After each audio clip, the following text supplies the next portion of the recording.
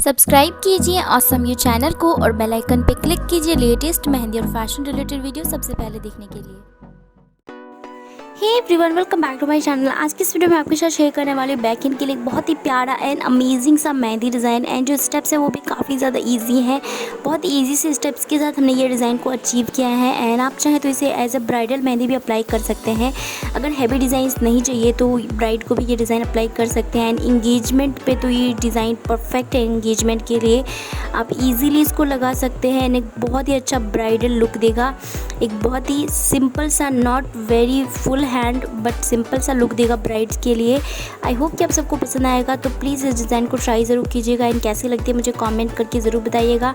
अगर चैनल पे नए हैं, चैनल को अब तक सब्सक्राइब नहीं किया तो प्लीज़ चैनल को सब्सक्राइब ज़रूर कर लीजिए और सब्सक्राइब बटन के पास में जो बेल बटन है उस पर भी ज़रूर क्लिक कीजिए ताकि जब भी कोई नई वीडियो डालो तो आपको उसकी नोटिफिकेशन तुरंत मिले। एंड अगर ऑलरेडी आपने मेरे चैनल को सब्सक्राइब कर लिया है तो वीडियोस को अपने फ्रेंड्स एंड फैमिली के साथ ज़रूर शेयर कीजिए। बहुत ही अच्छे डिज़ाइंस और भी लेके आने वाली हूँ तो उन लोग के लिए भी हेल्पफुल हो सकता है। सो वीडियो को लास्ट तक ज़रूर देखिएगा एंड कैसी लगती है मुझे कमेंट करके ज़रूर बताइएगा।